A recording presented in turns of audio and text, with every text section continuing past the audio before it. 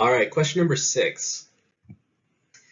Now, this question was very, I think, intelligently written. I'll explain why in a second. So, well, I mean, I'll just kind of summarize what this question is asking. So basically, it's saying, what does it look like whenever we unzip the DNA and we try to create new DNA using enzymes, right? So basically, it's asking which of the following figures most accurately describes enzyme-mediated synthesis of new DNA and replication fork. So we got to figure out what does that look like. So if you'll recall, right, basically with DNA, I'm just going to kind of basically draw what they drew. We basically new DNA is synthesized by, so I'll say new DNA is synthesized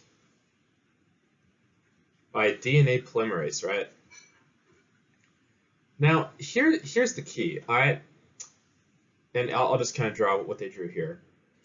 I can only read DNA with DNA polymerase. I'm only able to read it 3' to 5', right? So it looks like they have 3' as this side, 5' on this side, and then obviously the DNA strands are paired anti-parallel, so we're going to get like 3' and 5', right? Now the problem is that if I can read this one straight through, but I can't read this one straight through, well, I don't want to waste the other side, right? I don't want to waste this side. I want to make the best use of this template that I have, right? That way I can get basically 2 strands out of 1, right? That's the whole point of this. Well, I should say, you know, I want to get well, yeah, I want to get 2 strands out of 1, right? Okay. So essentially, what we're going to have to do here is basically read it in chunks, right? So I'm going to start here, and then I'm going to read a little bit this way, right? Because this is like the new 3', right? I put down a primer here, and then I can read that way. So that's the first chunk, right? And then I'm going to read another chunk. And then I'm going to read another chunk, right? That way, I at least make use of that side, even if it's not the most efficient. And remember, these little fragments right here, these are our Okazaki fragments, right?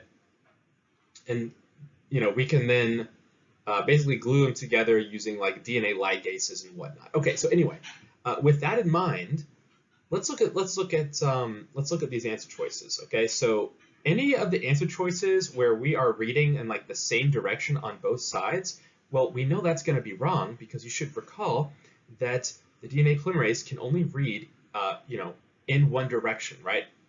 Maybe you forgot it was 3' to 5', but at least we know that if it looks like that, it has to be out, right? Now, I know that C has to be wrong because there's no Okazaki fragments, right? So therefore, the correct answer choice has to be D. Now, even if you forgot that DNA polymerase reads 3' to 5', look at what the AP exam has done for you.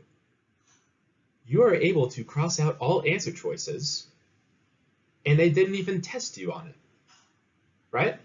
In fact, if you forgot, you could literally look at this answer choice and say, oh, well, this one has to be the right answer. And if there's Okazaki fragments here, well, then I know that DNA polymerase has to read 3' to 5'. So now you have that little bit of knowledge, and you could potentially use that piece of knowledge for like, you know, a future problem. So anyway, I just thought that was clever and well written. So yeah, correct answer is going to be D. If you have any questions, feel free to comment below, and I'll see you guys in the next video.